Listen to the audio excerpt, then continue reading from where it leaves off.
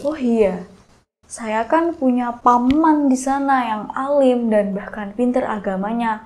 Mungkin saya harus ke sana untuk menemuinya karena saya harus belajar Al-Quran. Assalamualaikum warahmatullahi wabarakatuh. Berjumpa lagi dengan saya Frida Nurul Sabila dalam channel Hikmah Kehidupan. Kali ini saya akan menceritakan tentang kisah jenazah seorang gadis yang keluarkan bau yang sangat wangi. Beginilah kisah semasa hidupnya. Untuk nama dan tempat kami samarkan guna kenyamanan kita bersama. Dan sebelum saya melanjutkan kisah ini, jangan lupa untuk subscribe dan isi komentar di bawah. Dan tak perlu lama-lama lagi, langsung masuk saja ke ceritanya.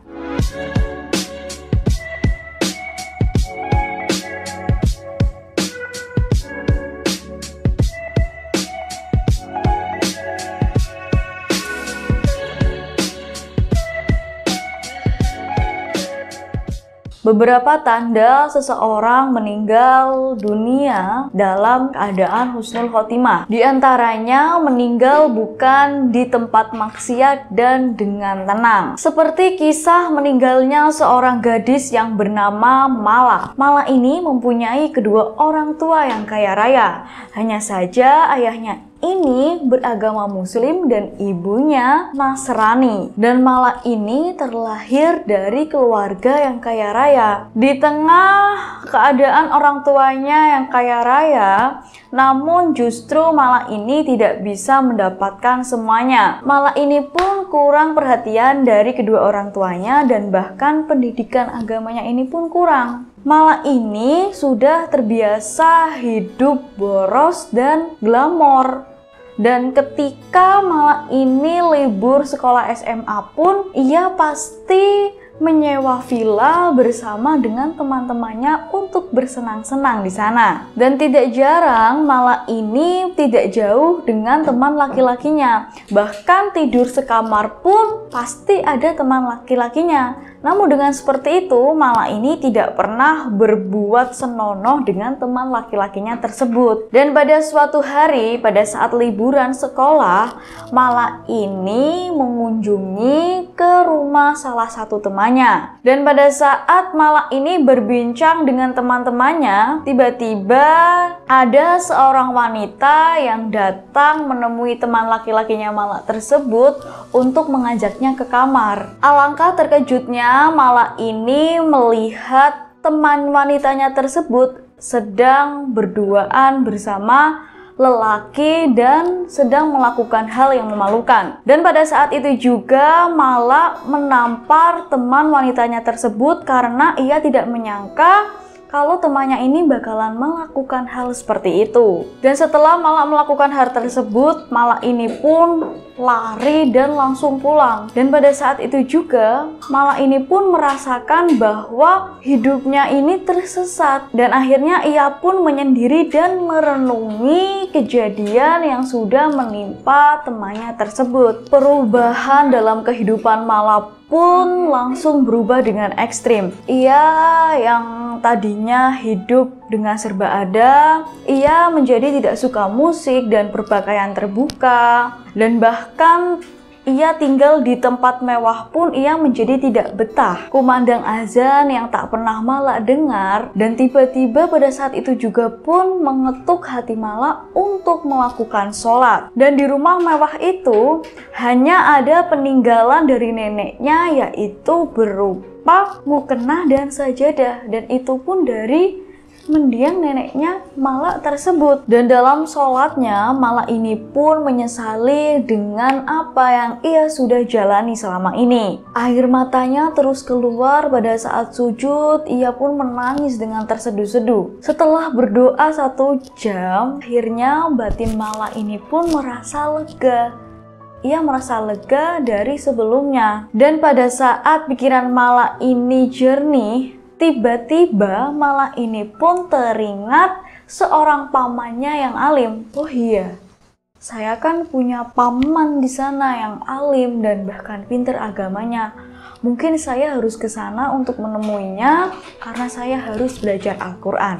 Begitulah yang dikatakan oleh Mala. Dan dari pamannya ini, Mala ini belajar mengenai ilmu agama dan bahkan belajar dengan kasih sayang. Dia pun belajar tata cara berwudu dan ilmu agama lainnya. Dan bahkan Mala ini pun belajar menguatkan tekad untuk mempelajari agama lebih dalam lagi.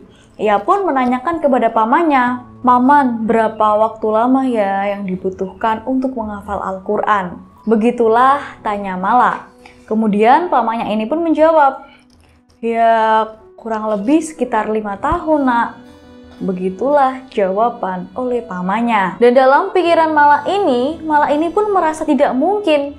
Masa sih saya bisa menghafal Al-Quran selama 5 tahun? Kayaknya kok berat banget.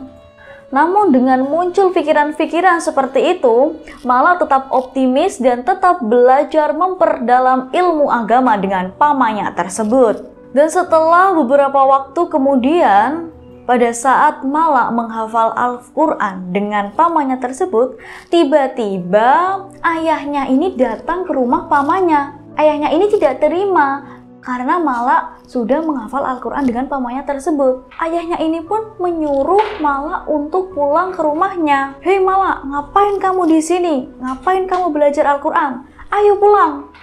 Namun Mala ini pun merasa ketakutan dan ia tidak mau pulang.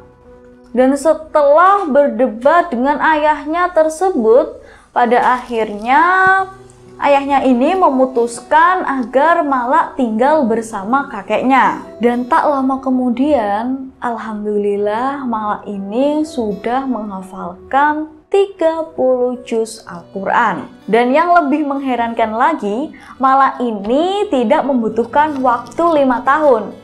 Hanya 3 bulan Mala sudah bisa menghafalkan 30 juz Al-Quran. Dan cita-cita Mala untuk menghafalkan 30 juz Al-Quran ini pun akhirnya terkabulkan. Dan setelah ia bisa menghafal 30 juz Al-Quran ini, akhirnya keluarga Mala ini pun mengadakan syukuran. Dan seluruh keluarga dan kerabatnya ini pun diundang. Dan pada saat acara syukuran ini berlangsung, Mala ini pun berpamitan dengan saudara perempuannya untuk melakukan sholat. Dan dia pun ke kamar. Dan setelah beberapa menit kemudian, Mala ini pun dicari keluarga besarnya karena Mala tidak kunjung muncul kembali pada saat ia berpamitan sholat tersebut. Dan setelah menunggu terlalu lama, salah satu keluarganya ini pun menjemput Mala ke dalam kamarnya.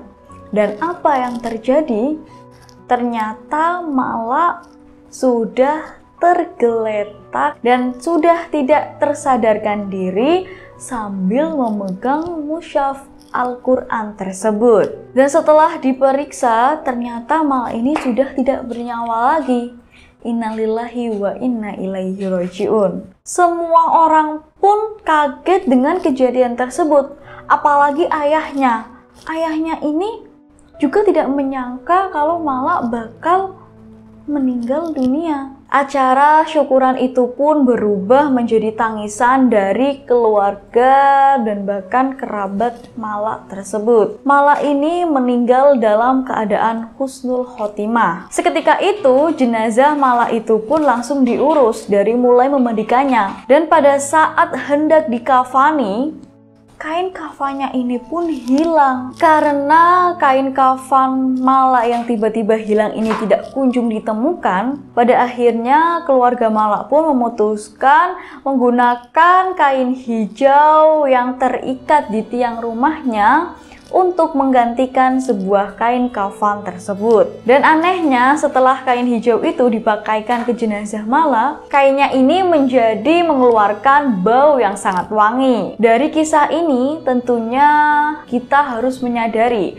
bahwa liang lahat adalah rumah abadi. Oleh karena itu, semua orang mempunyai keinginan agar meninggal dalam keadaan husnul khotimah. Begitulah kisah yang dapat saya sampaikan, semoga bisa bermanfaat dan bisa dijadikan pelajaran untuk kita semua. Terima kasih dan tetap dukung channel kita dengan cara like, komen, dan subscribe.